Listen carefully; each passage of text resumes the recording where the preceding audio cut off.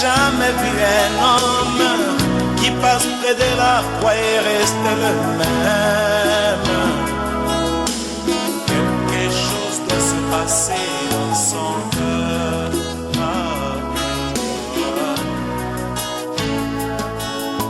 Pessoal todos, na baso nzamba pambola bino. Somos já domingo. Lelo mokolo na eyenga. Hoje que vamos acabar o nosso grande tema.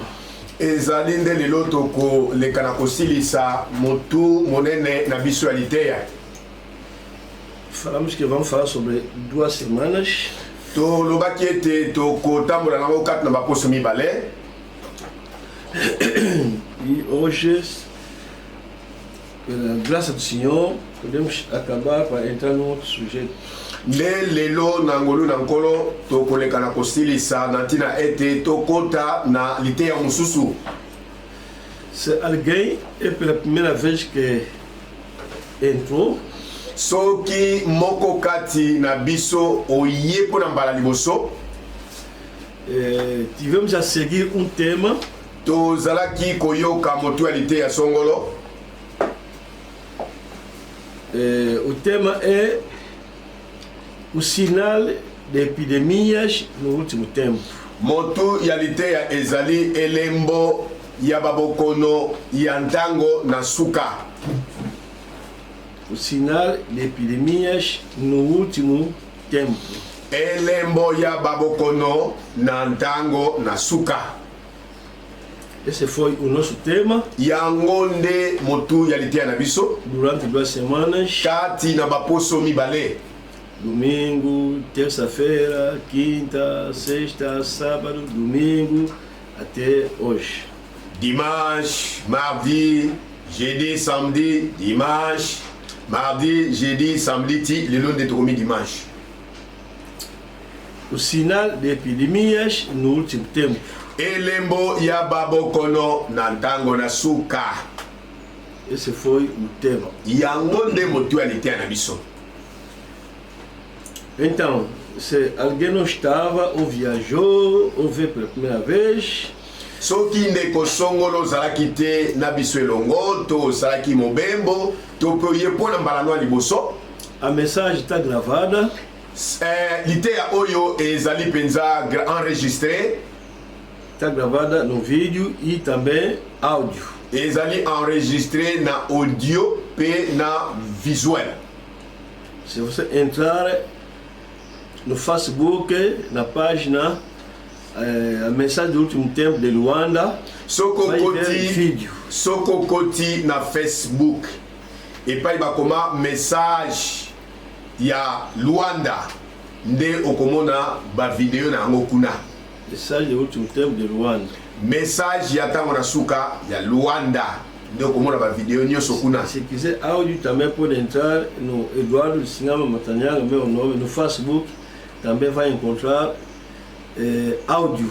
Soki pe okolinga koyoka ba audio nde kotaka na Facebook na kombo oyoyo Lusingama Eduardo Matanyanga nde okomona ba audio nyonso.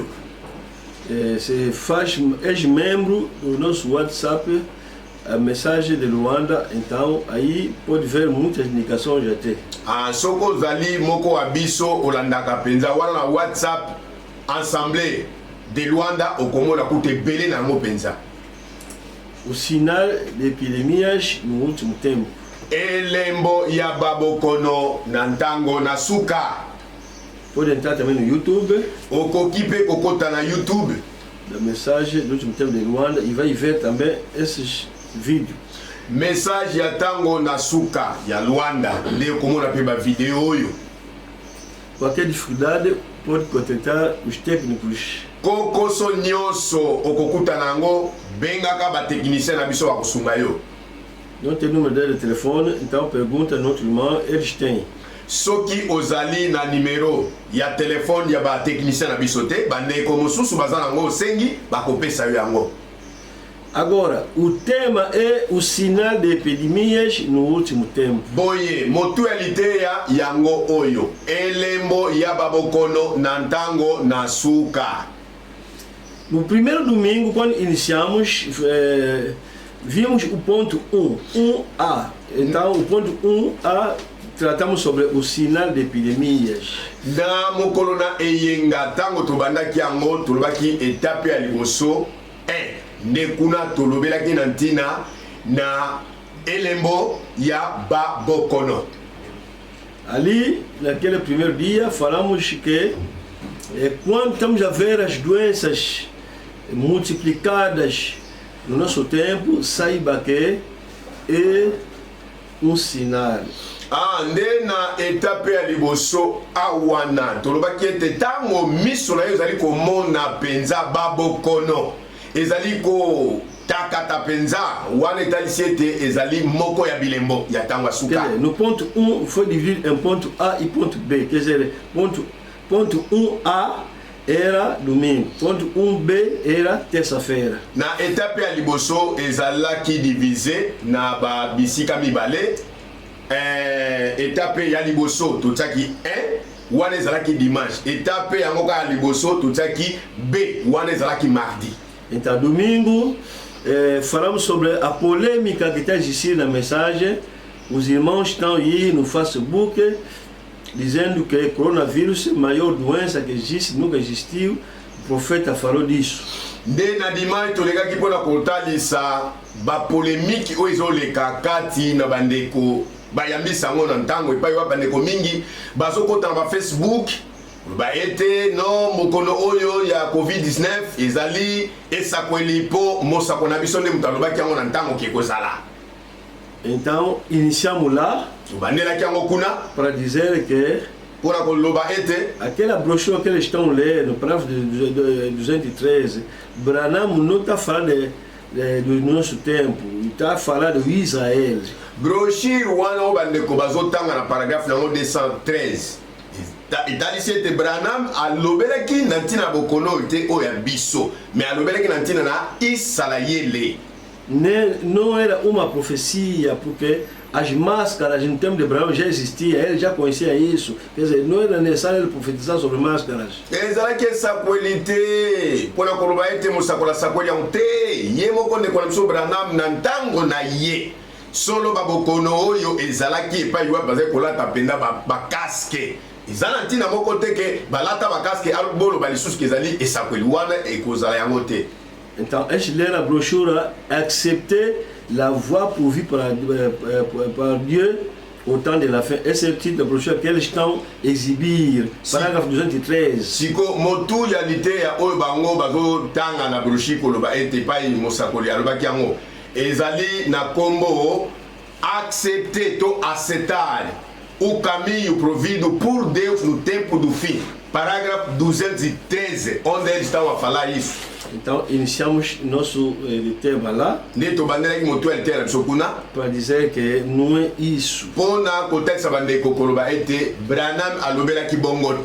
Então, terça-feira, o mesmo ponto 1 estava a continuar. Então, aí que falamos que o coronavírus faz parte e outras doenças fazem parte do sinal de epidemias do último tempo. Na etapa de Bolso na mardi tokobaki mpona kotalisa koloba ete COVID-19 oyo na babokono mosusu nde ezali kotalisa bilembo mpona ntango na biso. No Lucas 21:11. Na Luc 21:11.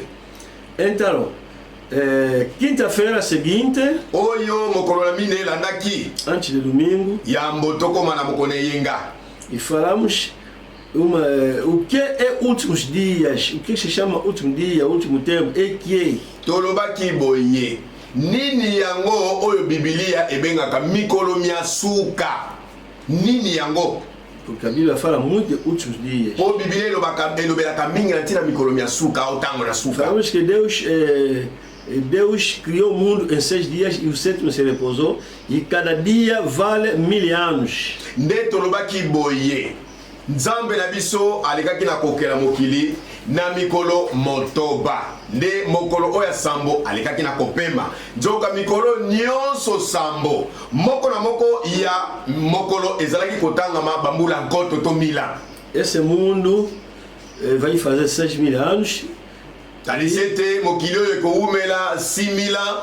E o sétimo dia será milênio, quer dizer, são os 7 dias simbólicos. Le 7e jour ekozala pe 1000 ans. O italisi ezali 7 millénaires. Então, os últimos dias se refere aos 2 últimos milenários. Nzoka mikolo miasuka ezali ko se référer na les derniers 2000 ans. Os 2 últimos 2000 anos são esses que chama os últimos dias. Quer dizer, nós já estamos naqueles últimos dias. Ah, le dernier 2000 ans, yangonde Bible bengi mikolo miasuka. Itali fona koloba ete biso tokutami na Laodikia tozali na kati ya mikolo miasuka. Falamos os últimos dias só dia. Tolobaki ete mikolo yango kaka mokolo moko. E depois entramos no terceiro ponto. Terceiro ponto, houve uma pergunta: por que tantas doenças no último tempo? Peto kotaki na 3e point e pa yuap to peseki motuna. Pona nini yango babokolo kili na ntango na suka.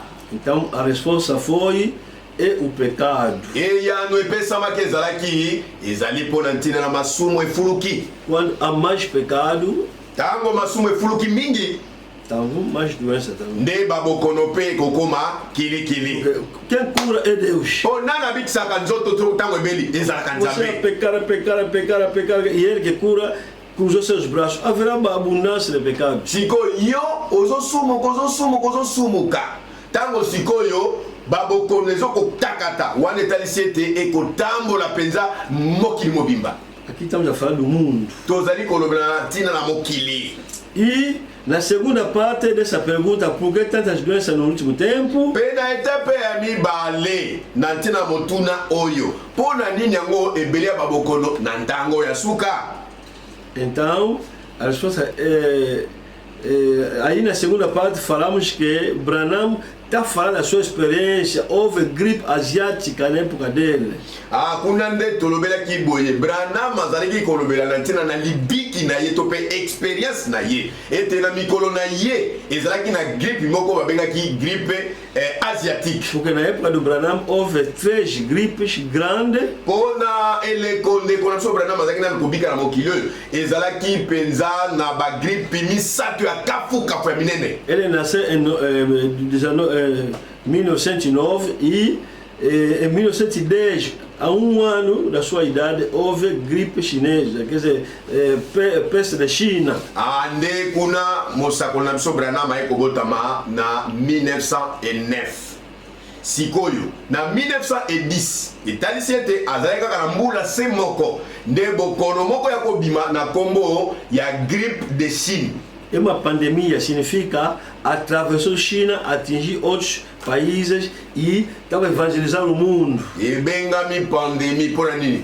Utaki na Chine e dusolaki na bamboka ebele kotambola yango nde pena tobengi pandemie. E matou 10 milhões de pessoas. Pe ebomaki 10 millions de personnes. Pessoas estavam metendo máscara. Bato bazalaki kotia ba casque, ba masque. Confinados nas casas. Bazalaki pena ya kobombama na bandako. Higiene rigoroso. Kosoko na maboko ntango nyonso. Mas isso era em 2010 e 1910 e 1911. Wana ezalaki bokono oyo yaki na mokili na 1910 ti na 1911. Branham cresceu mais. Branham akoli lisusu.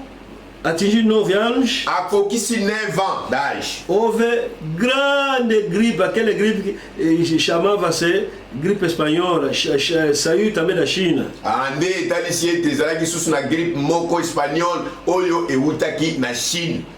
Essa gripe, quando saiu da China, rapidamente atingiu um militar americano que levou nos Estados Unidos e lá fez muito estrago porque era momento de guerra mundial. Então aquela confinação dos militares, ele transmitiu rapidamente. Gripe angonde tango ebimaki ekendeki pena na basoda penza kuna na Ameriki ntango bazali kokende etumba nde lokola bango bazalaki liboke bokono wana ntango batamboli nango na mokili nde epanzani pena na mokili mobimba. Porque a América que estava a dominar a guerra naquela altura, ela estava a enquadrar outros militares, então isso se espalhou rapidamente, quer dizer, até a própria China ficou atrás, a América, quer dizer, ganhou mais doentes até na Europa.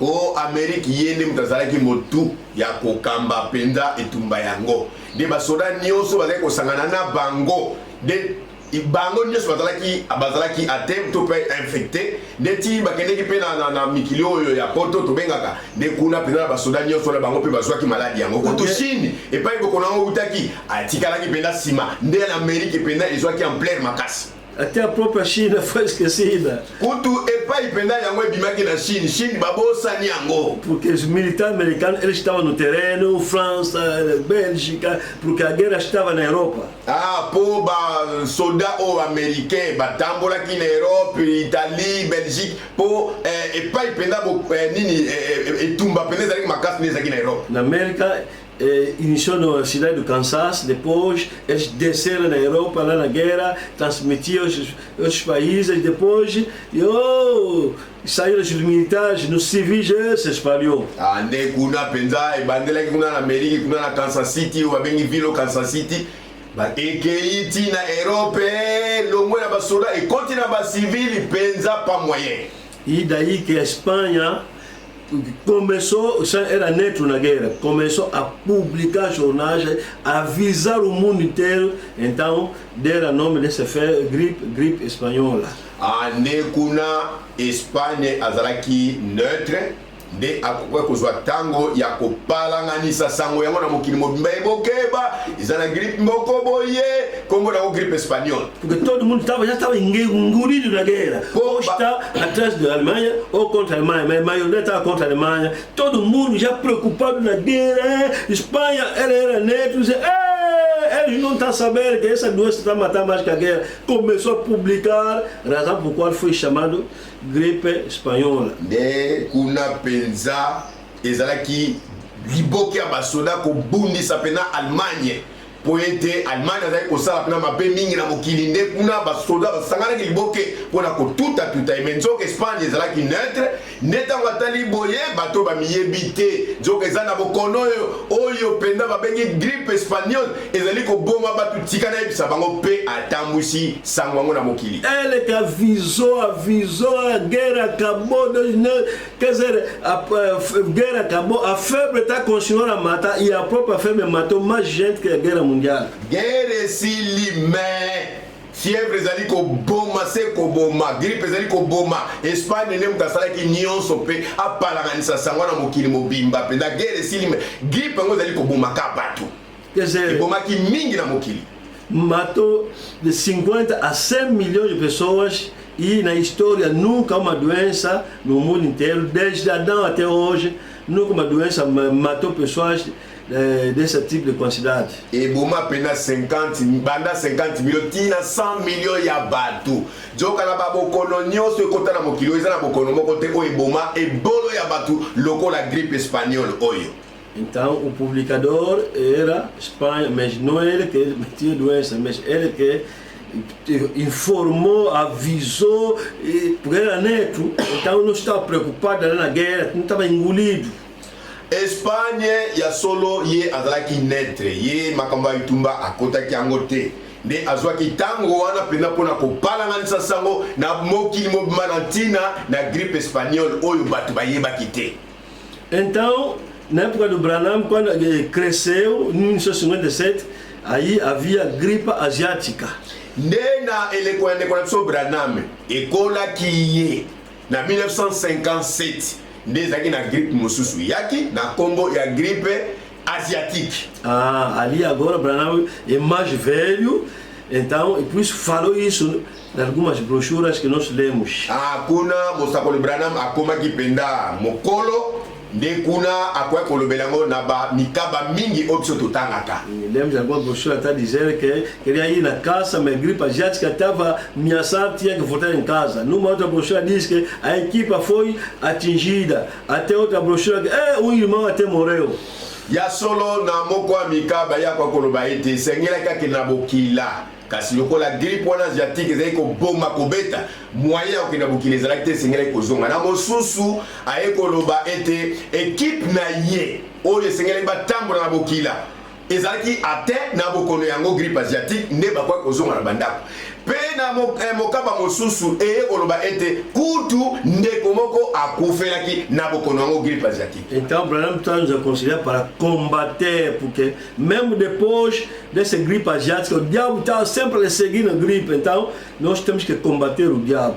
Ndeko na ndeko Branham alopesa biso tolete sengeli toyeba kobamela pena zabolo kobundisa ye penza ezala ye moko ndeko Branham na mokaba mosusu alobaki ete nsima ya gripe asiatique oyo koleka zabolo atikaki ndeko na biso Branham te kolandela ye kaka po empêche ye apalanganisa liloba nzambe te. Estou fazendo essa razão para aquele que não estava, para ter uma ideia geral, porque estamos a acabar hoje. Nazali kozongela kopesa résumé oyo pona lisungi ya bandeko bazalaki na biso te kati na mobembo totamona lite ya oyo po lelo nde tozali kokangabisa kalite ya oyo. E quando Branham morreu, houve mais outra gripe que saiu. Nde tango De Hong Kong na China. ndeko na biso Branham ayi kokufa nsima ya kokufa na ye ezalaki na gripe mosusu na nkombo ya Hong Kong iutaki mpe toujours kuna na Chine Que matou 1 million de pessoas. oyo ebomaki 1 million de personnes. São essas gripes que nós falamos, que são pandemias, quer dizer, que atingem o mundo e que são mais perigosas que Covid-19 hoje. Yango nde bakombo ya bagripe oyo totangaki kati na liteya oyo kotangisa ete bagripe oyo ezalaki mpenda bapandemi ya somo ya suka mpenda mpo yango nde ebomaki bato ebele na mokili koleka kutu Covid-19 oyo toza nango lelo. E é naqueles, tudo que nós citamos aqui, seja peste da China, gripe espanhola, gripe asiática, gripe de Hong Kong, todos esses gripes, pessoas usavam máscaras. Siko na ba gripe nyonso tosi kotanga ezala gripe de Chine to peste de Chine toke na gripe espagnole toke na gripe asiatique nyonso babokono ezala oya Hong Kong bato bazalaki kolata bakaske ntango babokono ezali koyela bato. Estavam confinados nas casas. Bato bazalaki mpe na bakarantene na bandako. Estava a aplicar regra de higiene. Bato bazalaki na momesana kosokolaka ntango nyonso maboko. Quer dizer,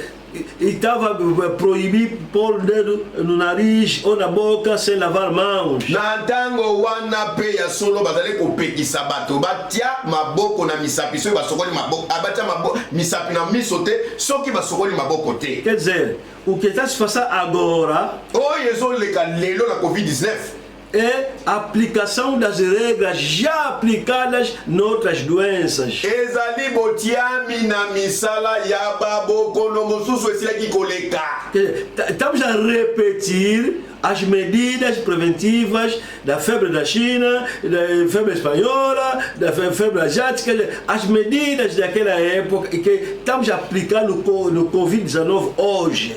Oyo tozali kolobela ezali bobele botiei na misala pona kobatela mamalamu ya peste de Chine, ya peste espagnole, ya grippe espagnole, ya grippe asiatique, ya Hong Kong par rapport ya Covid-19 oyo tozala molelo. Irmãos da mensagem, bandeko ya sango não estamos a meter a máscara tozali kolata casque te lelo porque Branham viu isso, não. po Branham amonaki Covid-19 te. Não estamos confinados nas casas porque Branham viu isso, não. toza confine na bandako te po Branham amonaki confinement o te. Não estamos a fazer desinfecção porque Branham viu isso, não. tozolobela na ntina badesinfection ya maboko te po Branham amonaki yango te bongo O que te. estamos a fazer no Covid-19, desde 2019 até hoje, é uma aplicação de outras gripes que já existiam. oyo ezosalama na Covid-19 kobanda 2019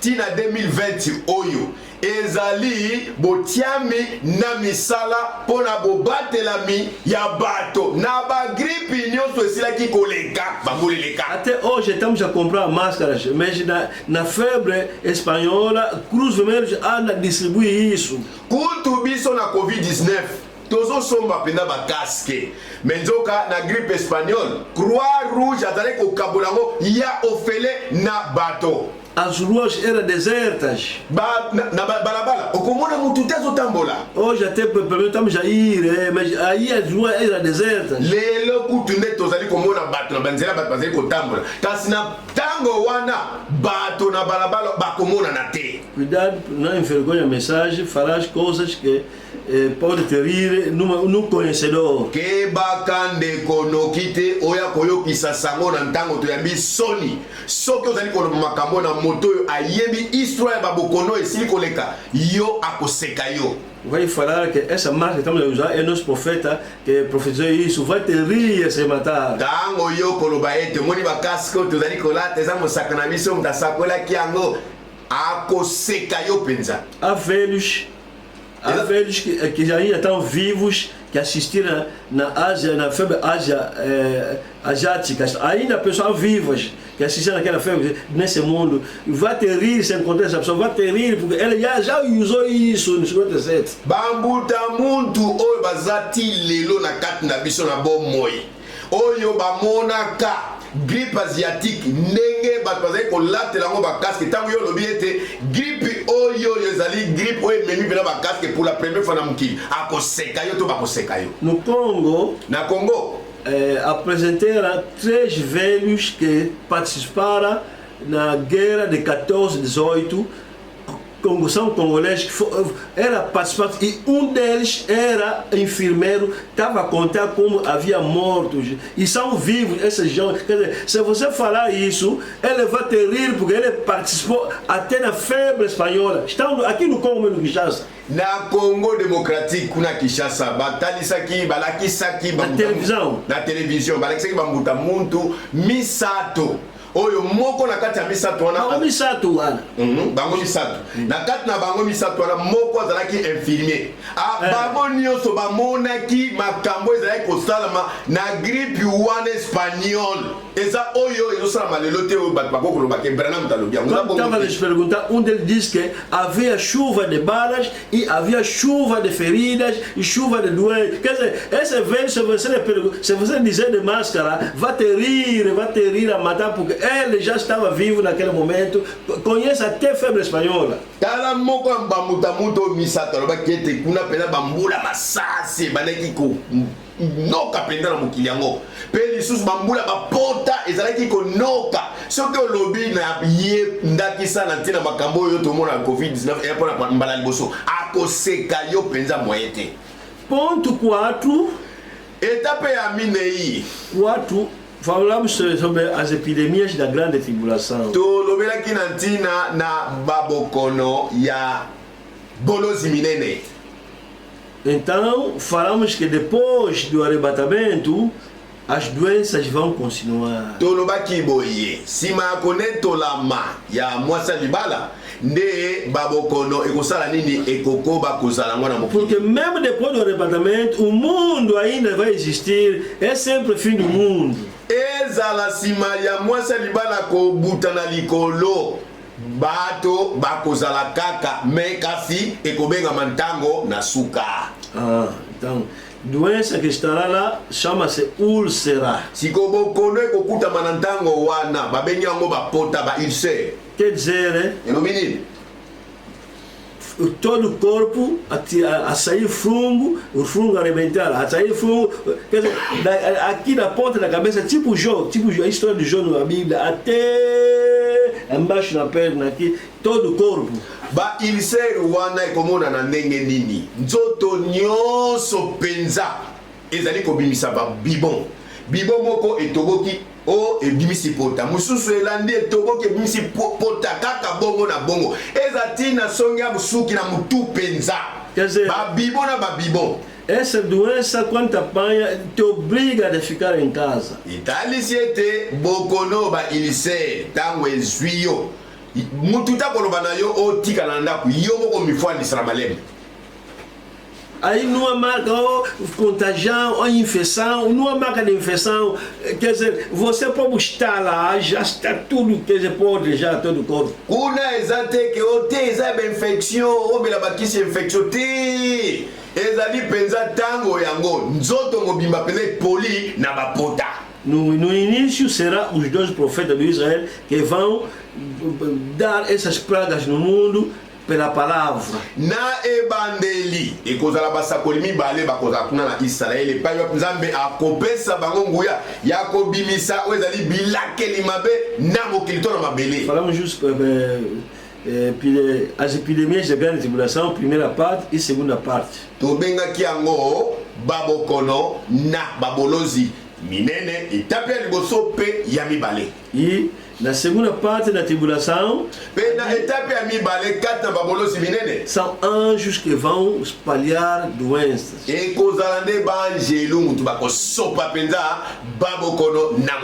Sempre úlceras. Quer dizer, quando te apanha, quer dizer, ferida, dores e comichão. Tango ezuio na nzoto ndeko, bapota, ibaniko pola solo mabe mukusa. E no fim, ontem falamos sobre a peste do fim da tribulação, onde que vamos parar também hoje. Lobindeto lekaki pona kolobela bokono yasuka na babolozi minene yango pe pai to sukela lelo. Se você não estava, acho que entendeste. Soki ne kozala ki te 4 na mutualité ou te bandela yango ne awa okoki kozwa pe kososola. A peste do fim da tribulação significa que quando a tribulação vai acabar, o mundo acabou, queremos entrar no milênio, haverá uma guerra e naquela guerra Deus vai lançar uma peste. Bokono oyo yasuka kat na babolozi minene. Etalisi yete yambo biso to kota kati na millennium. Ekozala na période ya etumba songo ne kozana kati kuna nde kuna epai wapi bokono yo ekoyingela mokili. Zacarias 14. Zacharie 14. 1 até 3. 1 tina 3. Para acabar a nossa lição. Pona kosilisa mutu interna biso. Zacarias 14. Zacharie 14. De 1 até 3. 1 tina 3. C'est vice pour les. Tala mokolo na Yahweh ezali koya wana bikolo bipunjami longwa na yo ikokabola makati na yo po yete na koyanganisa mabota yonso kotelemela Yerusaleme na itumba pe mboka ekobukama pe ndako ikopunjama mpe basi bakobebisama ndambo na mboka bakobima mpona kokangama nde litika na bato bako jengama longwa na mboka te. Bongo Yahweh akobima pe akobundana na mabota yango lokola wana abundani na mokolo na etumba.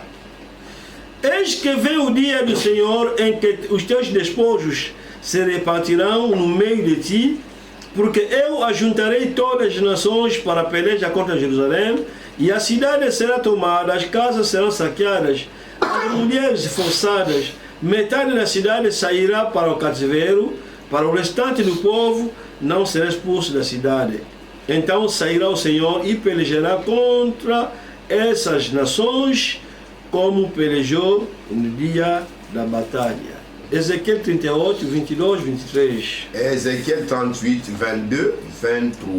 Contenderei com ele por meio da peste e do sangue, chuva inundante, grandes pedras de saraíva, fogo e enxofre, farei cair sobre ele, sobre as suas tropas e sobre os muitos povos que estiverem com ele. Assim, eu me engrandecerei, vindicarei a minha santidade e me darei a conhecer aos olhos de muitas nações e saberão que eu sou o Senhor. Na kosambisa ye na malali mpe na makila, pe na konokisa na likolo na ye, pe na likolo na bibele na ye, pe na likolo na mabota mingi majali na ye longo. Mbula monene pe matandala minene pe moto pe sufulu boye na komonisa lokumu na ngai pe bule na ngai pe na komiyebisa na miso na mabota mingi pe bakoyeba ete ngai nazali Yahweh. Para aqueles que irmãos que não estavam ontem, lemos versículos, mas vou só começar a falar. Você aponta só que já lemos, não vou ter, vamos ter mais tempo de ler isso, porque hoje vamos ler outros versículos. Totanga ki ba verset belé kasi awa to kozonga su kotanga ngote na kopesa ba passage to ba référence natina ete esunga yo na méditation mais biso awa to tanga makambo mususu lelo ebele. Vamos falar, você aponta ler kaka yo komaka tanga na ndako. Queremos acrescentar outros versículos hoje. O tolinito ba tsaba verset mususu pona lelo. Vamos orar. To bondeli. Deus poderoso abençoe essa palavra que estamos a ler. Abençoe todos os ouvintes, no Cristo. Amém. Amém. Antes do rapto, yambo yalinetwa. Antes do arrebatamento, yambo yakonetolama. Estamos a ver muitas doenças tozali komona babokono mingi penza e que vêm dos países, pe euti na mboka principalmente China, na pandemia, é um grande campeão. Na ba oyo babengi penda ba pandemie, Chine penza azali bolongi champion. Há outras epidemias também, Ebola no oeste, Marburg aqui. Estou citando o que está perto para você entender melhor. Exato, uma epidemia mosus lokola Ebola na oeste ya Congo, pe biso na Angola na Wish ezalaki na Marburg. Na optanga ba kombo pona kosunga oyeba quelques-unes ba epidemie. Você falar febre russa, você não sabe isso. Soki na lobeli na tina na fièvre russe okoyeba ngote. Febre greca, você não sabe isso. O fièvre noire okoyeba ngote. Marburg vai entender. Ah, se aqui no Wish aqui. Kasi Marburg okosuso na Wish oui, ele kaki kuna. Essas doenças todas quando vem, a esposa ainda está na terra e está a sair do país, está aí e vem e se espalha. Babo kono nyoso tango ezo ya na mokili. Mwasi ya libala Yesu Kristo azananu azomona ke bokono ngo euti na mboka kuna edusole kuna ye kuna eke kuna bongo na bongo. Mas depois do arrebatamento, nzoka sima ya konetolama, a esposa foi no céu. Mwasi ya libala akei na lola. Desta vez a doença não está a sair mais da China ou Hong Kong, não. Yambala oyo bokono ekobimela lisusu te oyo euti na Chine, euti na Hong Kong. Ti! Desta vez, yambala oyo Apocalipse 11. Apocalipse 11. Vocês que não estavam podem apontar Apocalipse 11. Bino bozalaki te bokoma déjà Apocalipse 11. Dessa vez as doenças no tempo da tribulação, a doença vai sair na boca dos dois profetas. Yambala oyo etali fona koloba ete bokono ekobimela na minoko ya basakole mibale ya nzambe kuna na Israeli na ntango ya babolozi minene. Você não estava escreve Apocalipse 11, 6. Yo ndeko ozalaki te koma Apocalipse 11, 6. Apocalipse 11, de 4 até 6. Apocalipse 11, banda na verset 4 e na 6. Comment? Você não estava. Yo ndeko ozalaki te. São eles onde saíram as doenças. Não é mais China se espalhou no mundo, essa China mesmo, não vai. Dessa vez a palavra sairá dos dois profetas, Deus lhes ungiu, lhes deu por autoridade, quem vai mexer, então segue uma praga. Yambala oyo eza lisusu te bokono ebima na Chine po baba na loba Chine ngo pete sito lembiango te eko bimela na minoko ya basakoli mibale pona nini nzambe akopakola bango pe akotondisa bango na nguya na ye oyo nyonso akotelemela maloba nzambe na ntango wana nde akosala nini akobeta mana bokono wana.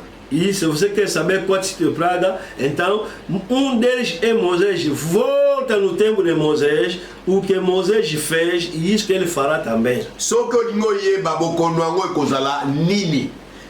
Na kati basakolo mibale Mose akozala. Siko po yeba na tango akala Mose abimisaki maladi nini? Nde maladi wana ya kubeta lisusu bato na tango wana. Havia pragas no tempo de Moisés no Egito e havia também doença úlcera. Na ntango na Mose kuna na Egipto ezaki na bilakeli mabe pe sima bilakeli mabe ezaki susu na bokono ya bapota to bailser. Depois de 3 anos e meio, sima ya 3 ans et demi, a esposa foi, 3 anos que passou. Então, na segunda parte da tribulação, que é a grande tribulação, desta vez a doença não está saindo nem da China, nem da boca do profeta lá no Israel, mas está saindo do céu. 3 ans et demi à liboso, mwasi libala ya Yesu si akendaki na likolo. Siko les 3 ans et demi, oyo etape ya mibale, na kati ya babolozi minene, nde bokono ya mbaloyo, ekobimela penza na Chine lisusu te, ekobimela nde kuna na ba angelu bakuta likolo. Aí, no céu, kuna na lola, anjo a lançar pragas e lançar também úlcera. Úlcera. Haverá muitas pragas. Haverá muitas pragas. Água se transformando em sangue. Solo multiplicar.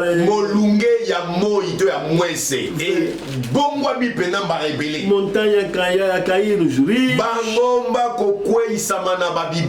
Provoca veneno. Haverá muitas pragas. Mas uma das pragas será doença. Qual doença? Úlcera. Kasi moko ya bilakeli mabe ekozala bokono. Bokono nini yango ya kobimisa bapota na nzoto. Quando úlcera t'apanha, tango bokono ya ilse edwiyo na nzoto. Oh, de acordo. Tala nzoto nyonso lokola Yobo. Vê só a história de Yobo e vai saber o que se trata, o que é úlcera. Tanga kaka lisolo ya Yobo nde oko sosola koyeba nina mabengaka ilse. Job. Yobo. Laisse o que aconteceu no Job. Tanga kaka nini ekomelaki Job tanga mabelaki bapota. E isso que vai se repetir no mundo. Siko yango nde bapota o ekobeta lisusu na bato. Mas há uma diferença. Kasi mwa bokese dezali. Job era filho de Deus. Yobo azalaki mwana na Nzambe. Quer dizer, Deus está sofrendo, mas Deus também está lhe controlar. Ye azonyo kwama kasi Nzambe azosala nini azosenjela na tina na Yobo. Está lhe controlar. Azosenjela. Mas ali não será assim. Ali será tempo mau, tempo de ira, tempo de vingança. Ali chora como quiser, vai morrer, morre. Você que sabe, Deus. Tempo da graça já acabou. Kasi na ntango wana otoro ya banjelu bakokita bakosopa penda babokono babilaki mabe. Ekozala ntango epai wapi Nzambe akofuta bango mabe o babilaki na kosala ye. Nde kuna eza likambo te oyo ya grâce obondeli Nzambe ayokelo mawa te kuna grâce si esili elongwe. Ekomi siko Nzambe azali kobeta penza. Você que não estava, yo ozalaki te. Escreve Apocalipse 16, 10 e 11, vai ver essa doença úlcera. Coma Apocalipse 16, 10 na 11, okomona epai bokonoyo ilse ekomama. Dores, não vale a pena. Babasi oyo washi. Dores. Babasi penze ya solo. O pessoal começa a falar mal de Deus. Babasi tamweleki moto akomi kofinga Nzambe ye moko akomolobela Nzambe mabe pona ni babasi eleki ndelo. Você que não estava, Apocalipse 16, 10, 11. Yo ndeko ozalaki te koma référence biblique Apocalipse 16, 10, 11. Agora, quando os anjos vão acabar, sikoyo baangelu ntango bakosisa kobwaka bilakeli mabe acabou. esili. O que o diabo faz? Sikoyo nini nzambe akosala? Você que não estava, yo ozalaki te Apocalipse 16, sempre. Koma kaka Apocalipse 16 wana 14 e 16. 14 na 16. O diabo vai agora com seus demônios a juntar os reis da terra para ir lutar contra Israel. Siko zabolo akobimisa bademona na ye kokota ba konzi nyonso ya mokili. Po ete basala nini bakoma basangana liboke na tina ete bakende kokandela libota na Israel. Apocalipse 16, 14 e 16. Apocalypse chapitre 16 verset 14, 16. Então todos inimigos d'Israël disent ah occasion est. nde kuna banguna nyonso ya Israele tango bakoyoka ndenge wana babe o penda yango nde tango pende bongito kota to beta Israele. Quando o tempo 7 anos acabou, então Rússia vai bombardear igreja Roma, Vaticano, igreja católica aqui em Babilônia na Bíblia, no Apocalipse 18. Tango 7 ans eleki nde kuna sikoyo Russie akotelema mpona kobeta penda Rome epai wapi lingomba ya mupe ezalaka wana ezali Apocalipse 18. E o nosso profeta viu também uma visão que a mesma Rússia vai bombardear os Estados Unidos. Pe mosango na biso amonaki limono wapi epai wapi kaka Russie oyo aniengisaki mokili oyo ya Amérique mobimba. E daí agora o diabo vai juntar para atacar Israel. Isso, e a Rússia será o chefe e vai juntar todos os inimigos. Isso está no Ezequiel 38. Nde kuna epai zabola kosala nini ako kamata Russie atie liboso na mutu nde bamboka nyonso etikali oyo bazalaka banguna ya Israel basangani liboke po ete bakende kobeta Israel oyo ekutami na Apocalypse Ezequiel 38 de 1 até 16. 1 ti na 16. Então Deus não vai ficar contente. Na boye nzambe atala pena libota na ye babeta akosepela te. No Ezequiel, você não estava, continua sempre a escrever, Ezequiel 38, 17, 18, Deus diz que a raia vai me subir até no nariz. Ndeko yo ozalaki te kaka na Ezequiel 38 verset 17 et 18 kuna nzambe biblia elobi ete kanda ya nzambe ekopela ekongala ekomata pena tina bazolo. E no Zacarias 14, onde lemos hoje, ele vai dizer que vou defender o meu povo. Pe na Zacarias 14 pai watoleki na kotanga lelo kuna nzambe alobi ngai moko nazokita nabundela libota na ngai. Então, nesse momento, a esposa se encontra lá no céu. Na tango boye mwasa libala aza wapi na lola. E Jesus agora quer descer Yesu mobali ya libala alingi asala nini? Alingi akita para combater, a defender o seu povo Israel, que está sendo atacado já Rússia, Líbia, Etiópia, os muçulmanos, todo esse grupo aí. Alingi akita po ya kosala nini? Aya kobundela libota na Israele oyo wapi banguna bazingi yango banguna ngo banani Russie, Barabe, Libye, Éthiopie, Liban, mboko nyonso ya Barabe toyebi. Então, Jesus diz que eu vou ir defender eles. Yesu alobi ngai nazokita nazokino bundela libota na ngai. Mas ao descer não tem nenhuma arma, nem faca, nem nada. Kasi nzoka Yesu nakokitaka na maboko na ye ata mandoki te, ata mbeli te, ata mopanga te. Mas Rússia tem mísseis aqui. Pode bombardear um avião que está passando. Agora Jesus está vindo aí. Nzoka Russie tala mandoki ya ndenge na ndenge. Avion se ezoleka likolo akobwakela mo missile epanzani siko Yesu pe ye wana zoya. Agora Jesus sem nem avião, nem arma. Que missile acabou aí, Jesus acabou. Siko wana ba Russe bakotala Yesu azoya maboko pamba ata mpepo moko te o avion de chasse aza nango te bakobwakelaka missile selo bango Yesu mbamo aniengi. Mas no Ezequiel 38 zoka na Ezequiel 38 Jesus está nos falar sobre a tática dele. Yesu azotalisa mayele na ye etumba. No versículo 38, 22, aqui vamos ler. Ezequiel 38, 22. Contenderei com ele por meio da peste. Nakosambisa ye na maladi. Será a última vez que haverá doença na terra. Ekozala pona mbala suka nde bokono ekobeta lisusu na mabele. Dessa vez essa doença é de dia só. Yambala oyo modi bokono oyo ekozalaka ya mokolo se moko. Dia mata muita gente, a história também acabou. Na mokolo se moko Yesu abomi ebolo ya batu na mbala moko pe lisolo pe ya maladi pe sali nini esili. Nunca vi uma doença num dia. Nanu ngana mona bokono oyo mokolo moko te. Nanu vem eye de mata e história também pe lisolo pe esili. Nanu te. Contenderei com ele com meio da peste e do sangue, chuva inundante, grandes pedras de saraiva, fogo, enxofre fazer cair sobre ele, sobre as suas tropas, sobre os muitos povos que estiveram com ele. Na kosambisa ye na malali, pe na makila, pe na kolokisa na likolo na ye, pe na likolo na bibele na ye, pe na likolo na mabota mingi majali na ye longo, mbula monene, pe matandala minene, pe moto, pe sufulu. Quer dizer, você pode se esconder lá dentro daquele carro que tem lá um fumo tipo gás quente, vai te entrar aí e te mata.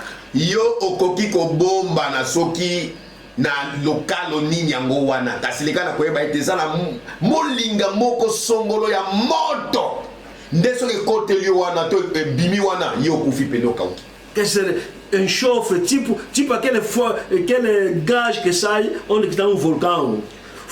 Quer dizer, bem quente. Bomoni sufulu wana babengi sufulu. Ezaka molinga moto. Até teu carro vai ficar já queimado. Cuidado, se um carro gasolina vai na lokalo na yo ndeko. Bino kotambola na bamituka ya essence. Na tango wana soko zala wana ekomizwe na moto. Enxofre. Sufulu. Koti kuna acabou. Esili. Pode dizer que não, vou baixar a cabeça assim, vai te seguir. É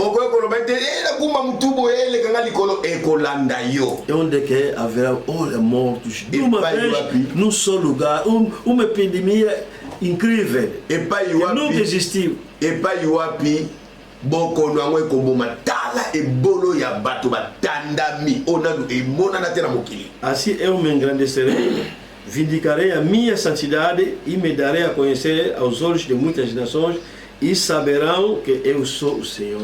Boye na komonisa lokumu na ngai pe bule na ngai pe na komiye bisa na miso na mabota mingi pe bakoyeba ete ngai na jali Yahweh. Agora, o versículo que queríamos aumentar é esse aqui, Apocalipse 19. Si ko verset do nyako bakisa yango oyo Apocalipse 19. Apocalipse 19, esse queríamos aumentar hoje. Yango nde to lingaki ko bakisa, to lingo bakisa lelo.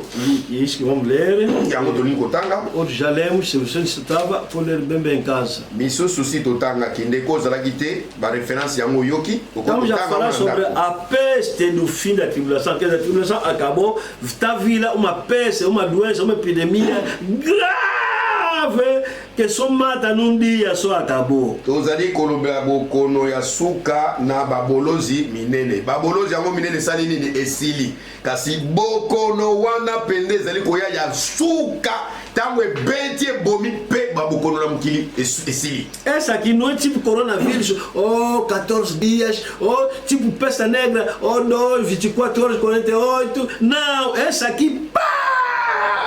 Acabou. No hospital, numa farmácia, no doutor, quer dizer, já foste. Bokono oyo eza makambo te ke lokola coronavirus symptôme il faut se manifester après 14 jours. Te bongo te fièvre noire et kobima symptôme après 24 heures ou 48 te oyo tango ebandika ke kiti ebeti bomi okufi. Après 19. Em casa pode ler tudo por aqui, estamos a correr. Aqui estamos a escolher. Vamos ler 1 e 2. 1, 2. Depois dessas coisas, ouvi no céu uma com grande voz de numerosa multidão dizendo: Aleluia! A salvação e a glória e poder são do nosso Deus. Nasima na makambo oyo nayokaki mongongo lokola nayokaki mongongo lokola mongongo na ebele monene na bato kati na likolo koloba ete Alléluia lobiko na nkembo na nguya na nzambe na biso. Essa alegria de qui no céu. Siko esengo yo eza esengwani nyango kuna na lola. Esse aleluia! Esse aleluia! Muita gente diz aleluia! Bato ebele, bazoloba aleluia! E que é isso? Essa aleluia yanini? Versículo 7. Verset 7. Alegramos-nos, exultemos Demos-lhe a glória porque são chegadas as bodas do Cordeiro, cuja a esposa a si mesma já se ataviou. Tosepela tojala na esengo tokumisa ye mpo ete libala na mwana na mpate esili koya mwasi na ye asili komibongisa nzoto. Et pour ça que alléluia. Yango wana nde alléluia. Alléluia.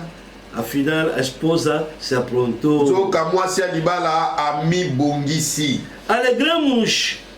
Não, 8. Pois lhe foi dado vestir-se de linho finíssimo, resplandecente e puro, porque o linho finíssimo são os atos de justiça dos santos. Njela epesami na ye ete alata bilamba pete na langi na mpeto mpo ete bilamba yango pete bijali boyenge bene na bapetui. É por isso que aleluia está no céu, aleluia, vestir linho puro. Na esposa que saiu da terra, fugiu o coronavírus, está lá no céu, branco, aleluia, todo mundo aleluia. Yango wana aleluia oyo bimina likolo, banani ezali bapetui mwasa libala akimi pena COVID-19 na mokili, nde kuna lati pena elamba pete nde babeleli aleluia esengwa ndenge wana. 9:10. Então me falou o anjo: escreve, bem-aventurados aqueles que são chamados à ceia das bodas do Cordeiro. E acrescentou: são essas as verdadeiras palavras de Deus. É verdade. Alobaki na ngai ete koma ete esengo na bango basili kobiangama na elambo na libala na mwana na mpate. Alobi na ngai mpe ete maloba oyo majali maloba na Nzambe na solo. Ya solo penza. É uma verdade. Ezali solo. Quando João viu aquela visão, ficou muito animado. Tango oyo wani na patama mona kilimono oyo asepela ki makasi. Até que essa Julia, a pessoa que ele trouxe, disse: ei, não me dore. Yo wani kuta tikala imokea gumba mabolongo likolo ya liboso ya mo memisango oyo. Kasi mo memisango albite ko sala bongo tena zali moninga na yo mosala. 11. Estamos ali Apocalipse 19, 11. Tolotanga Apocalipse 19, 11. Viu o céu aberto, eis cavalo branco, o seu cavaleiro se chama Fiel e Verdadeiro, julga e peleja com justiça. Namona kilikolo esili kozipwa, mbalata pembe, ajalaki mofandi na ye, abianga misembo na solompe akosambisaka pe akobunaka etumba na bayenge beni. Vou saltar. Na pumbwe 16. Tem no seu manto e na sua coxa nome escrito Rei dos Reis e Senhor dos Senhores. Na elamba na ye, pe na ebelo na ye. Ajali na nkombo ekomami ete mokonzi na bakonzi mpe nkolo na bankolo. 17. Então vi um anjo posto em pé no solo, clamou com grande voz, falando a todas as aves que voam pelo meio do céu: vinde, reuni-vos para a grande ceia de Deus. Namonaki mwanje moko atelemi na moi mpe angangi na mongongo makasi koloba na bandeke yonso ba oyo bapumbwe na nzanga ete yaka koyangana na elembo monene na Nzambe. Para que comais carnes de reis, carnes de comandantes, carnes de poderosos, carnes de cavalos e seus cavaleiros, carnes de todos, quer livres, quer escravos, tanto pequenos como grandes. Ete bolia mosuni na bakonzi, na mosuni na mikolo na etumba, na mosuni na bato makasi, na mosuni na mbalata mpe na bafandi na bango, na mosuni na bato yonso, na bansomi, na bawumbu, na mike, na minene. 19. Vi a besta, os reis da terra, com seus exércitos congregados para pelejar contra aquele que estava montado no cavalo e contra o seu exército. Courage, hein? Namonaki nyama na bakonzi na mokili na bibele na babundi na bango basili koyangana kobunda etumba na mofandi na mbalata yango mpe na bibele na babundi na ye. Oyo eza nzunzwa. Quer dizer, Rússia, outros todos, Líbia, Egito, Irã, Iraque, todo mundo aqui com tanque de guerra. Vamos atacar esse Israel. Se o Jesus diz vir, vamos atacar também. Cuidado. Risi penza na Barabe, na Libye, na Ethiopie, na Iran, Irak, bamoka nyonso wana babitala tokende kobeta Israel na ntango oyo. So Yesu na bango aye po abundisa biso tokobeta ye tokobom kebaka kutu. Temos mísseis que chegam até ali. Tozala ba mísseis to kwa jango ekokoma tikuneza na banjelu kopanza bango. Temos novas armas potentes. Vamos lançar em cá, mesmo se anjo também. Toza penza na mandoki oya sika penza. Tanto buaki yango eza kutu banjeli ne bazoya wana kopanzana. O Satanás de hoje, vamos lançar aqui com aquela outra arma que saiu sobre Apocalipse, que o não está andando isso. Na ntango wana biso toza wapi na likolo kasi na suka nde makambo oyo elingi kosala. Porque Deus que fomos, po biso tokei ainda não voltamos mais. uta tokenda nanu tozongi nanu te na mokili. Os dois profetas pregaram nessa úlcera, nós aí matamos lá. basakoli mibale kotera Israel kobwaka pena bapota na bato biso toza nanu kuna. Os anjos começam a lançar pragas e úlcera, nós ainda estamos lá. banjelu kobwaka penda bamabe pe bapota biso tozaka kuna likolo. Estamos a esperar que é o nosso tempo milênio. kozelela nini? kozela ntango na biso ya millennium. Aonde? Wapi? No Israel. Na Israele. Agora todos os países se reúnem para atacar esse povo e esse lugar, esse país que nós vamos descer. sikobanguna nyonso ya Israele basangani liboke mpona kokanela pena Israele na bisika oyo biso tokoyingela.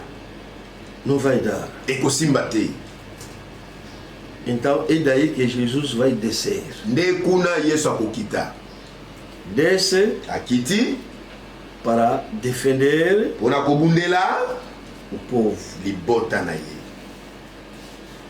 Vamos voltar em Zacarias 14. Totangi na Zakari Eis que 14. vem o dia do Senhor em que os teus despojos se repartirão no meio de ti, porque eu ajuntarei todas as nações para a peleja contra Jerusalém.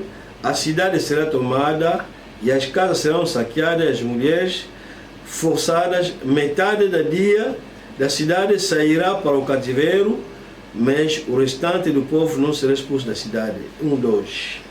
Tala mokolo na Yawe ezali koya wana biloko bipunjami longwa na yo ikokabola makati na yo po yete na koyanganisa mabota yonso kotelemela Yerusaleme na etumba pe mboka ekobukana pe ndako ikopunjama pe basi bakobebisama ndambo na mboka bakobima pona kokangama nde litika na bato bakojengama longwa na mboka te.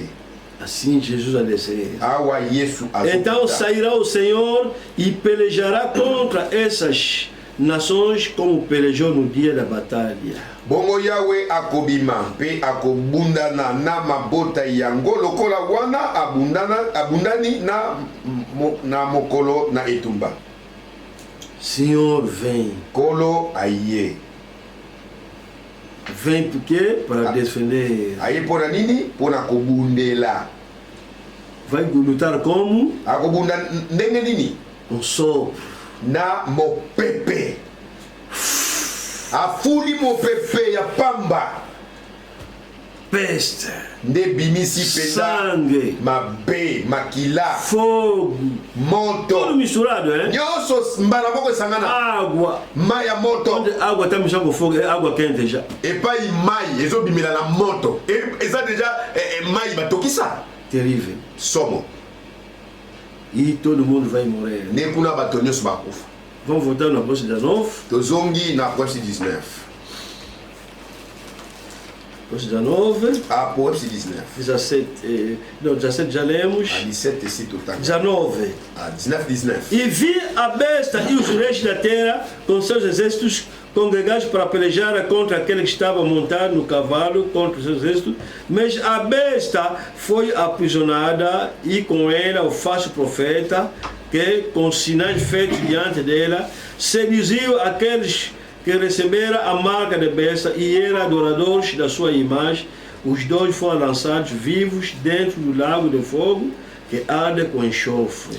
Namonaki nyama na bakonzi na mokili na bibele na babundi na bango basili koyangana kobunda etumba na mofandi na mbalata yango pe na bibele na babundi na ye nyama akangami pe esika moko na ye mosakoli na lokuta oyo asalaki bilembo liboso na ye mpe bongo ajimbisi bango bakamati elembo na nyama mpe basambeli ekeko na ye baoyo mibale babwakami bongo na bomoi kati na libeke na moto mokopelaka na sufulu.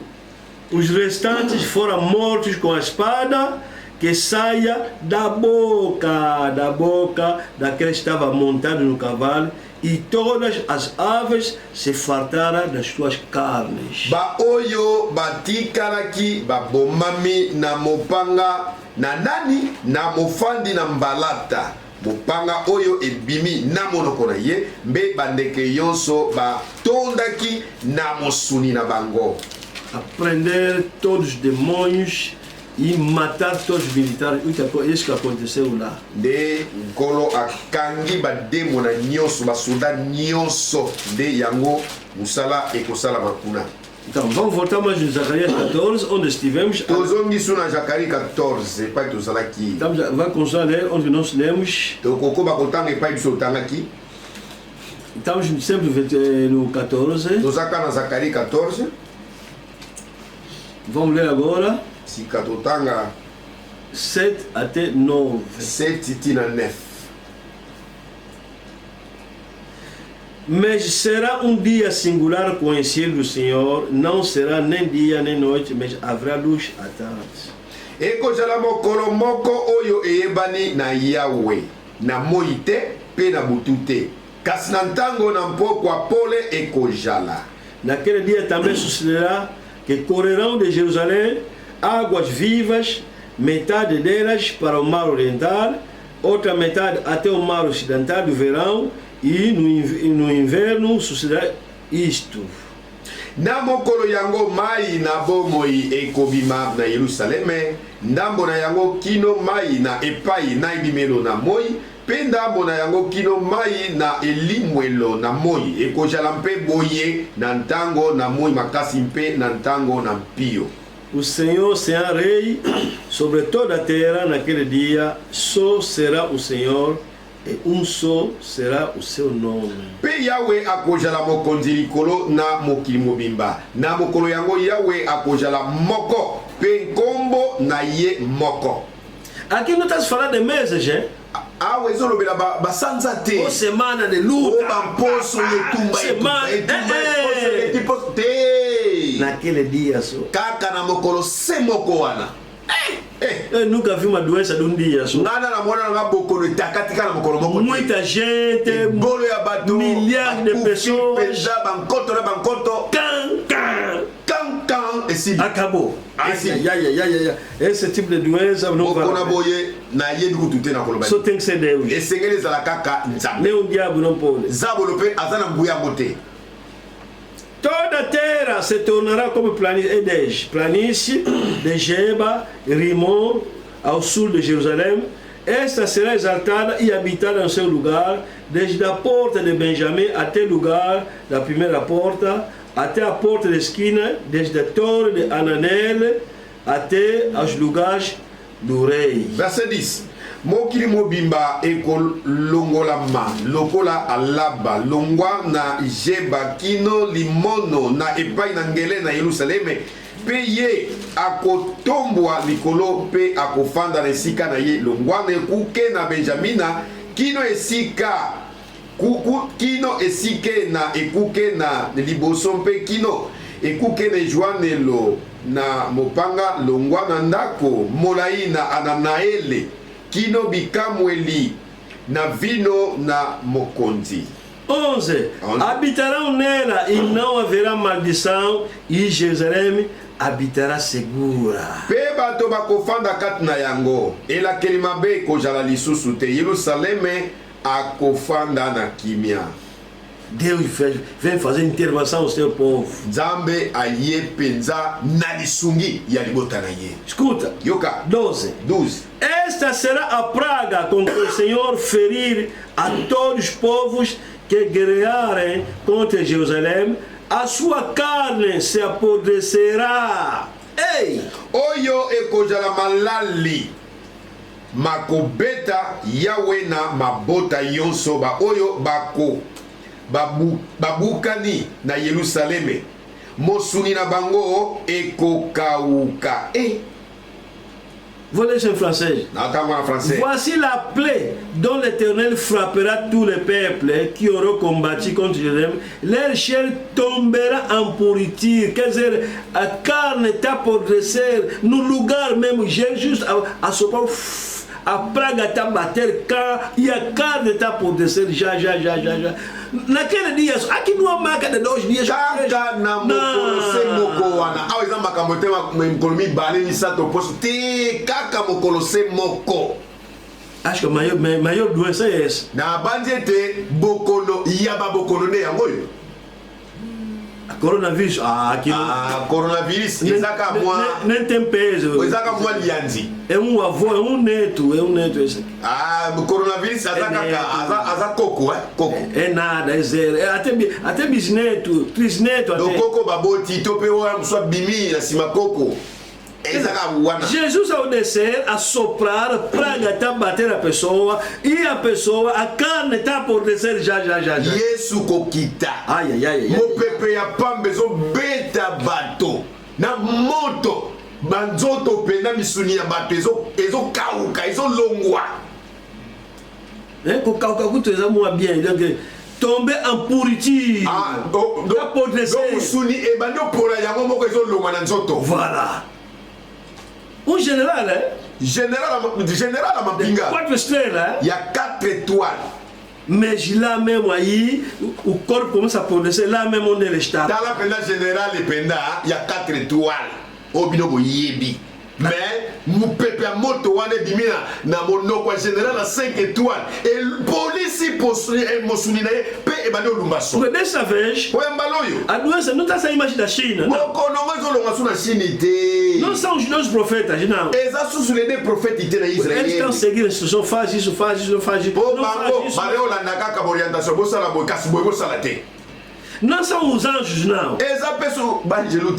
Agora é o próprio Jesus. E ninguém lhe manda.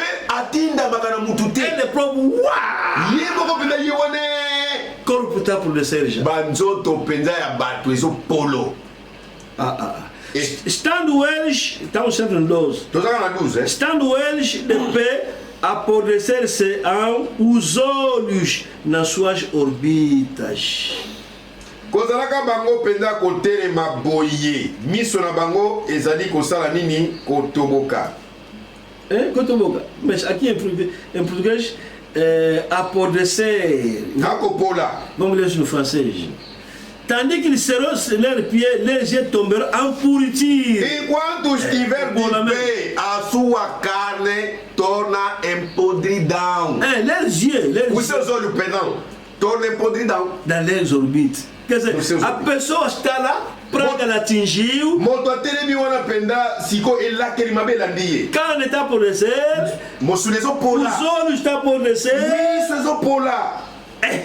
Tornou tipo uma pessoa que já morou muito tempo. Akomi lokola mutu si akufa kala. Afinal é o mesmo dia. Zo kaka mkolose moko. Il lhes apodrecerá a língua na boca e a língua apodrecer. Na lolemo na kata monoko ezo pola. Onde que você viu esse tipo de doença? Se e pai wapso mona boko na boye. Não, eu nunca vi. Ezalangana na monate.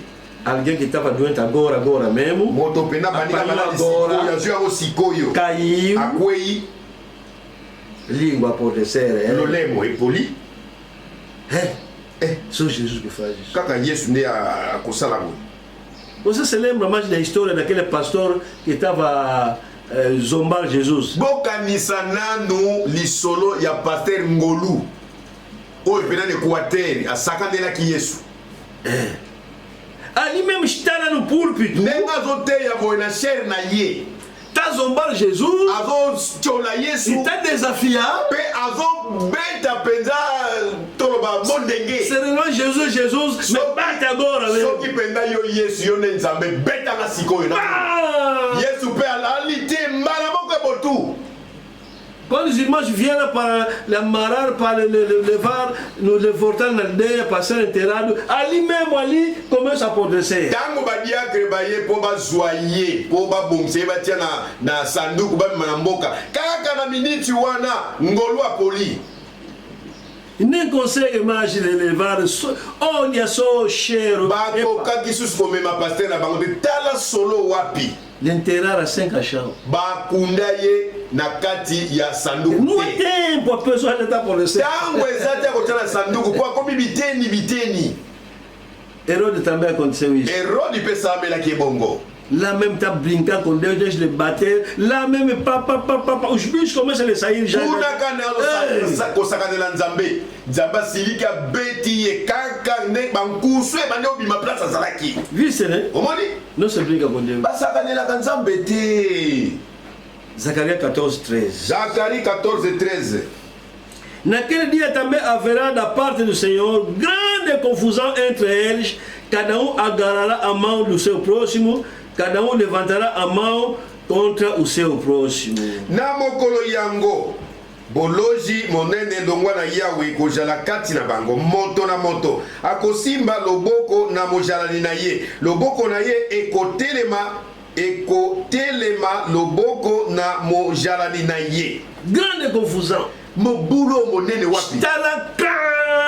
Caiu, pá. É você que me faz, você me vai. Yazawana temi pa kui akoloba moninga yum do sanga.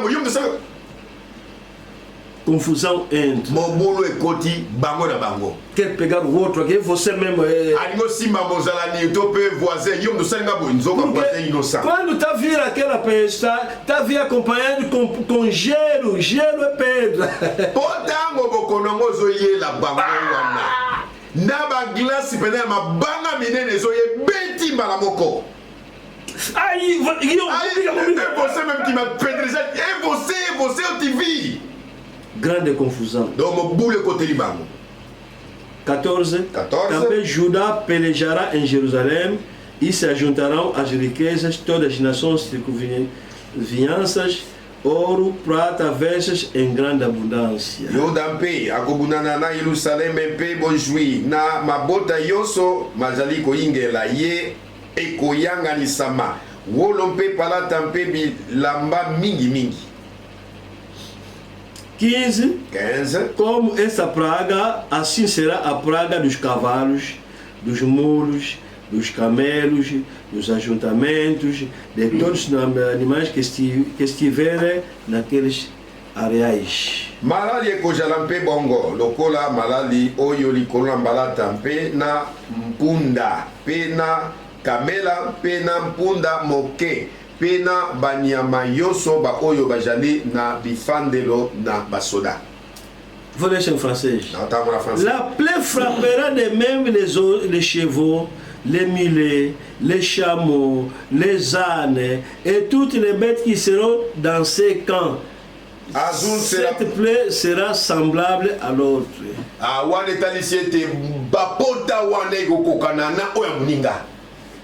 Quer dizer, qualquer animal que va se encontrar lá também vai ser. Quer dizer, qualquer animal que estará lá também vai apanhar. Nyama nyonso babengi nyama. Oyo kai kokuta mawana ekozwa. Oh não, vamos ver boi aqui, esse boi para comer vai apanhar. Esse cavalo para nos obedecer vai apanhar. Quer dizer, qualquer animal vai apanhar a mesma sura. Otobo mangomba osoki bitumba esili tokolia yango ntabo mpe tobomba soki tosisi kobunda tokolia na miniti wana kana bango mpe bangombe na bantaba bakozwa. Oh, esse camelo é bom para subir, esse cavalo também, alguns becos não vão nos servir, tudo vai apanhar. Oh, camela oyo ekozala bien na mpunda mpe ekozala bien na babeko wana otokota kotakuna na babeko wana ekozala bien ba nyonso ekozwama. Oh, esse camelo aqui vou subir para seguir os filhos de Israel nos becos, para seguir bem, vai apanhar esse camelo. Camela oyo na mpunda ekosunga biso na babeko wana ntango bayuda baokima tolandela bango na babeko tokanga bango mpe bakozwa. Será grave. Ekozala somo.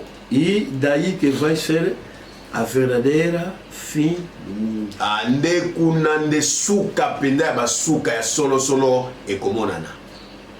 Será a última doença. Ekozala bokono ya suka.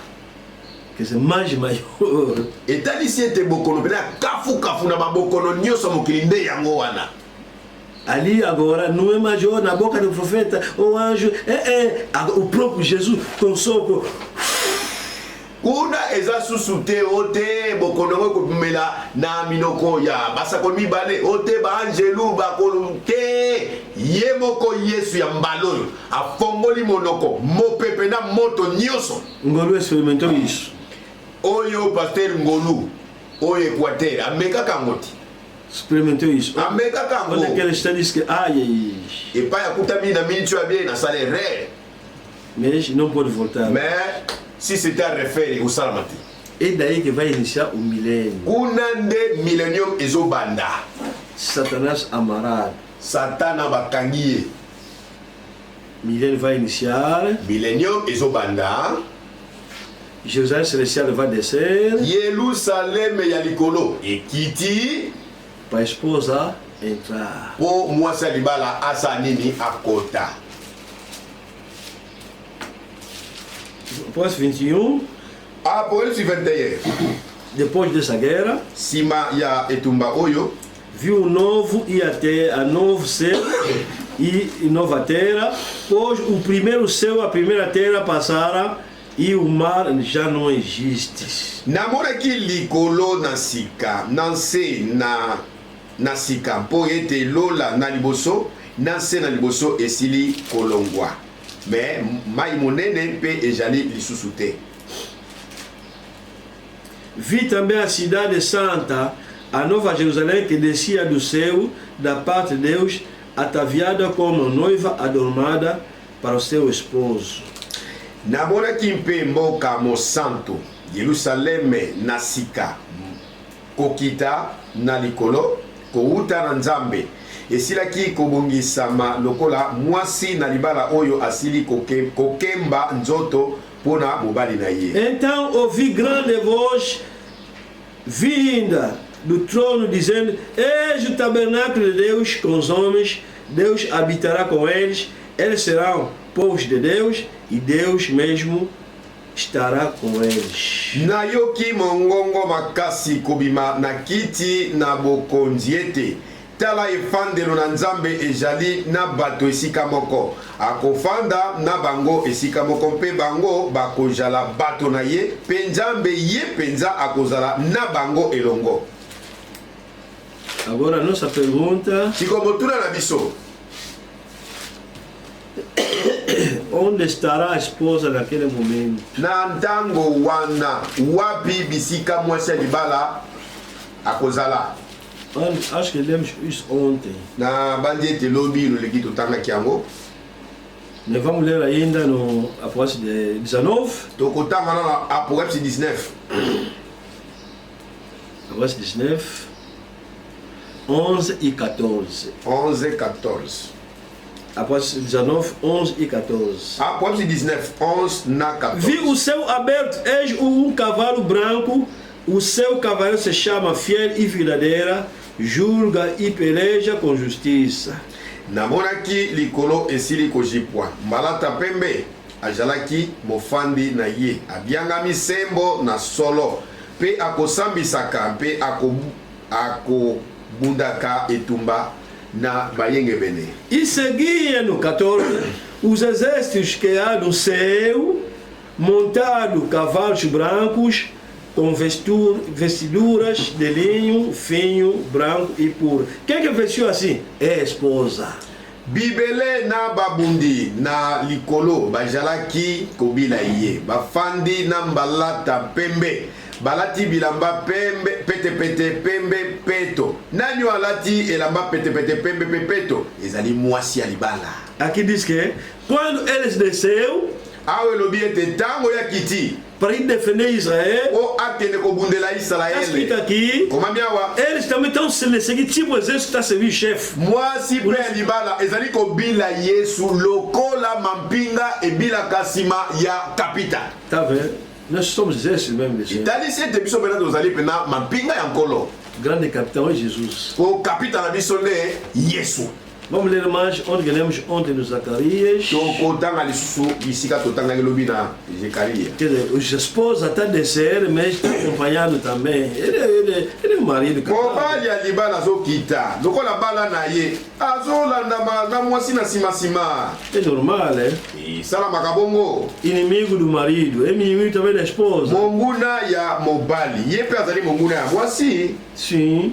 Ezalaka bongo. Quem é inimigo teu também é inimigo da tua mulher. Oyo abengami monguna na yo ndeko bala ndeko mobali. Azape monguna mwasi na yo. E por isso ele vem para combater. Yangona aye akiti pona kobunda. Veio os peixes no Monte de Oliveiras. Makolo na ye kuna na ngomba ya Bilaya. Então, como ele é casado, vai fazer como? Acompanhe-se com a esposa. Lokola ye azali marié. Akotambola na nani? Na mwasi ya libala na ye. 14:5. Zacarias 14:5. 14:5. Zacarias 14:5. Fugindo para norte e a outra metade para o sul. Não. Fugireis pelo vale dos meus montes, porque o vale dos montes chegará até Azar. Sim, fugireis, como fugistes do terremoto no dia de Uzias, rei de Judá. Então virá o Senhor meu Deus e todos os santos com ele. Bokokima mpe na nzela na lobwako na ngomba na ngai. Jambi lobwako na ngomba ekokoma epai na asele. Bokokima lokola bokima kiliboso na kotelema na mokili na mikolo na Uzia mokonzi na Yuda. Pe Yawe Nzambe na ngai akoya pe yonso na bule na ye elongo. Esposa a seguir o marido. Mwasi na sima mobali na ye. E daí que o milênio também vai começar. Kuna pe millennium ezali kobanda. Guerra acabou. Etumba isili. Uma guerra de dia só. Etumbango ya mokolo se moko kaka. Nós não precisamos de mísseis, ou AK, ou granada X, ou... Não, nós aqui só a boca chega. Na bonzambe biso tozala tudo na boca nós. O ba bombe, o soki ba tanque de guerre te. Nyoso kana monoko. Tudo nessa boca que a palavra. Nyoso kana monoko. Na nzela nini ya liloba. A palavra. Liloba. E daí que vai iniciar. Foi a última doença na Terra e vai iniciar o milênio, porque no milênio aí não há doença. Bokono yasuka na mokili yango oyo. Isili ndemba moko millennium ebandi. Pona kata millennium bokono ekozala te. Zacarias 14. Zacarias 14. 16. Todos que restarem de todas as nações que vieram contra Jerusalém subirão de ano em ano para adorar o Rei, o Senhor dos Exércitos, para celebrar a festa dos tabernáculos. Bongo moto na moto oyo akobila, oyo akobika na mabota yonso, ba oyo bayaki kotelema Yerusaleme, akobutaka elanga pona kosambela mokonzi Yawe na bibele mpempo, na kokumisa elambo na mingombo. Se alguma das famílias da terra não subir a Jerusalém para adorar o Rei, o Senhor dos Exércitos não virá sobre ela a chuva. Bato banani kati na ba kati na mabota na mokili oyo bakobuta epai na Yerusaleme te pona kosambela mokonzi Yawe na bibele mbula ekonokela bango te. Se a família dos egípcios não subir nem vier, não cairá sobre eles a chuva, virá a praga com que o Senhor ferirá as nações que não subirem a celebrar a festa dos tabernáculos. Pe soko libota na Egipito bakobuta pe bakomimonisa te ekozala mpe na bango te, malali ekozala oyo Yawe akobeta mabota na yango.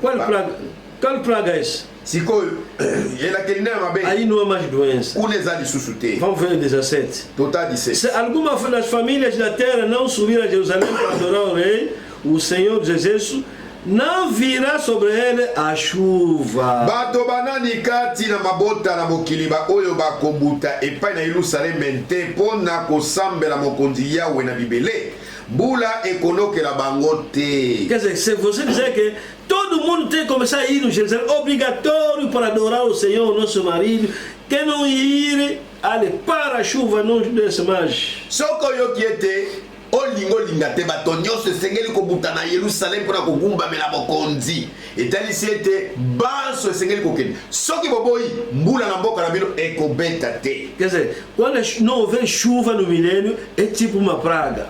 Na millennium ntango mbula ezobeta te eza lokola bolakelami mabe. Este será, 19, o castigo dos egípcios e o castigo das nações que não subirem a celebrar a festa dos tabernáculos. Oyo ekozala etumbu na Egipito pe etumbu na mabota yonso oyo bakobuta te mpona kokumisa elambo na mingombe. Porque no milênio, se não houver chuva, epa, isso aqui, qual mal sorte é esse? Na millennium soki mbula ezobeta te bato bakoloba oyo penda balakele mabe o mal chance ya ndenge nini oyo. Porque ali okuna não há mais ventos maus, kuna ba evenement ya mabe eza susu te, não há mais terremotos, mipepe ya mabe koningana mabele, água mai eza te, invadiu cidade X, te mai ebuki ngumba songolo não haverá. te ekozala te badega wana. Aquela época já passou, esse fim do mundo já passou, agora é outro mundo, esse aqui é Jesus. Fin du monde ici eleka sikoyo ekomi gouvernement ya Yesu Kristo na libota na ye. O fim do mundo significa que fim não significa o fim do sistema humano, sistema mundial, a direção da governação mundial, é isso que chama fim do mundo. Fin du monde elakisaka nini? Elakisaka fin ya ba système humain. Topé lolenge bambula matali na biso ya lelo esalelaka nyonso wana ba système wana ekosila. Au communisme, au capitalisme, au socialisme, au marxisme, au marxisme, soki nini? Fim. Suka. O cientista tal falou, o cientista songolo lobaki fez estudo de doença tal, o aitidaki bokono songolo não há mais doença. Eza susu na bokono kuna te. Diabo amarado. Zabolo akangemi. Oh, crise économique. Oh, crise économique. Não haverá mais. Ekozala te. Oh, a terra não está dando bem. Oh, mas beleza. Tem que haver adubos, produto químico. Não. Não haverá mais. Pardon, kunati. É tempo de Jesus. Exaltango ya Yesu. Tudo está ok. Nyoso eza plus. Mas tem que ir lá no Jerusalém e adorar. Reconhecer que o verdadeiro Deus é o Rei dos Reis. Se não quiser, ele para a chuva. É tipo mal sorte quando chuva não há. Você vai dizer, não, o senhor não me faz assim. Então começa a vir aqui. E quando ela agora mal chance na boca, não está um vule zobeta, tipo, e quando põe não sabe tudo. Você vai ligar na tina mesmo, boia com alguma menina ou com sangue na Jerusalém. Assim que vai findar o mundo. De boie regime aukili ekosile lá. E assim que nós vamos voltar com o Senhor. De kunande tokozala elongo na nkolo na biso. Demos esse tema porque topesi motualité oyo pona nini. Demos esse tema para tirar o medo. Topesi motualité oyo pona kolongola bobangi. Os filhos deles têm muito medo. Mingi ya bana na Nzambe babangaka. Desde coronavírus veio. Uta coronavírus ya. Os pagãos com medo. Bapakano bazobanga. Os filhos de Deus também com medo. Bana na nzambe pe longo bazobanga. Não, não Te bongo te. Pode fazer teu higiene, é bom. Okoki koki la bilei na weza malamu. Põe a tua máscara. Lata casque na yo. De prevenção é bom. Po kosukula maboko eza malamu. Pode lavar mão com sabão. Kosukula maboko na sabuni. Saudar da maneira que está se gigir. Kopesa mbote na baninga ndenge mbula matala ezosenga yango. Mas tira o medo. Kasi longola nde bobangi. Tira o medo. Longola nde bobangi. Quando você ouvir que filho de Deus esteja morrendo com o coronavírus, você vai estar pensando que todos os filhos de Deus vão morrer. Não, não é assim. Tango yoka kiyo ete mwana na nzambe moko akufa ki na coronavirus. Yo pesive bana nzambe ni tokufa. Deus já abandonou. Sobretudo ouvir que um pastor, Deus abandonou. Não. Mingi tango que pastor songo la kufa ki na coronavirus. Nzamba sundori biso te. Coronavírus é doença como qualquer outra doença. Coronavirus ezali bokono ya lolenge é tipo tosse. Ezali é tipo tuberculose. Lokola tibé. É tipo diarreia. Ezali lokola pulu. O filho de Deus pode morrer de diarreia. Mwana nzambe songo la kufa pe na pulu. Akokufa na tuberculose. De câncer. Akokufa na cancer. Quer dizer, é doença. Para nós é um sinal só. Branham está nos dizendo, eu vou repetir esse conceito de ontem e vamos acabar aqui. Eli, já lemos ontem, mas queria repetir aqueles não estavam. Titre da brochura Eli. Dimanche de 18 de mois 53. Pregada domingo, dia 10 de 53. De 1953. Parágrafo 41. Parágrafo 41. Vou ler no meio. E toutes ces choses. E todas essas coisas. Et toutes ces choses. E todas essas coisas. Et la peste. E a peste. Epidemia. Pandemia. Tudo é peste. Et tout. E tudo nous donne simplement un avertissement. Nos dão simplesmente uma advertência. O coronavírus. Qual doença mais que quer vir, está ameaçada. Malária. Tudo é um avertissement. Tudo isso para nós é uma advertência. Febre asiática. Febre espanhola. Tout est un avertissement. Tudo é uma advertência. C'est un signe d'amour pour vous. É sinal de amor para vós. Pour vous préparer à rencontrer Dieu. Para vos preparar a encontrar com Deus. Para nós, coronavírus é sinal só. O coronavírus é elembo. Nós não temos muito medo. Medo à toa. Não, é sinal só. Pour vous préparer à rencontrer Dieu. Para vos preparar a encontrar-se com Deus. Quando você está vendo isso, o que vai fazer? Está dizendo, eh bien, quand vous rentrerez chez vous, quando voltarem na tua casa, s'il y a un péché, se houver pecado dans le camp, no campo ou no arraial, consumai-o. Préparez-vous pour un réveil. Prepara-te para avivamento. Que Deus abençoe muito. Até terça-feira para outro tema. Pona motu mosusu yaliteya.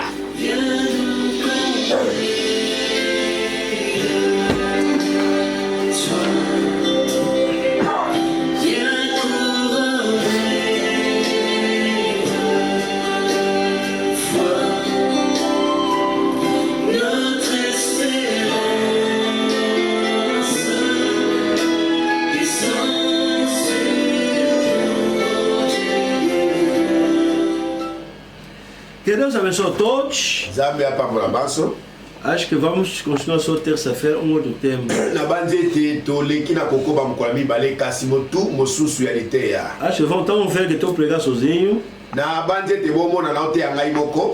não quer dar a impressão no estado que ali eles estão a rezar, vamos botar não quer essa impressão. Na boi emo na mulamatali ete o monite kuna bazote na bango tete na linha. Ontem pregou fulano, hoje aí fulano. Lobele ki songolo mtatia ki, lelo songolo, lobiona songolo. Não quer dar esse tipo de impressão. Na boi batuba mona ba impression on wala biso donc qui quitte zo zanango. Prometi só passou no Isaías porque ele é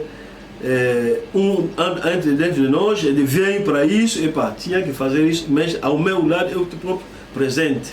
Na pesa ki tango epa na mo kabesa ya Isaías wa te ki biso pona ni azali moko wa biso pe ayaki pona musala moko te ya awa. Então tinha mais yango moni ndenga kendeki ngai moko na zui esika. Eu tomei esse relevo sozinho porque as mudanças podem dar uma má impressão. Yango moni na zui esiko ngai moko na tina ete soki na permettre changement bilonge salama e kopesa impression mabe na batu to pe na mudamatana. Aqui estamos a fazer gravamento para pessoas servir em casa. Então se o pastor que está a fazer isso para estar não é problema, mas muita gente, amanhã Paulo, depois vem João, depois as dúvidas vão entrar. Awa ba Mateus salama na enregistrement, c'est-à-dire soki exemple tolobi ke to chanja kababilongi awa lelo mutu mususu lobi kuna Paul lobi kuna João wana kopesa impression ya batu mabe bozomona bango kuna baote. Vamos começar a nos procurar eles. Essa gente aí está a fazer culto, né? Ele é melhor me encontrar eu próprio pastor. Enquanto não estamos entrando, não podemos deixar fiéis assim. L'État n'a permis de l'église et fungwama. Ngai pe na lingi kotika ba fidèle boité na nzala. Então só pastor tem que les exortar a manter foco na fé. Et sengeli na lendi sapona kobatela température ya moko na moko kat na kondima. É normal para o pastor seu gado, suas ovelhas. Ezali likambo normal entre mokambi na bampate na ye na lusamba. Que Deus abençoe muito. Tamba pambra mingi. Só terça-feira 15 horas. Kaka na mokolo na mibale tokutani na 15 heures. Você estava aqui pela primeira vez? Soki ozaki na biso pona bala liboso. Estamos aqui também 15 horas terça-feira. Hoje era 11 horas porque dimanche. Lelo tosangani 11 heures po ezaki dimanche, pardon. Mês terça-feira, quinta, sábado será 15 horas. Mardi, jeudi, samedi, ozala na 15 heures. Deus abençoe. Damba pambula mingi.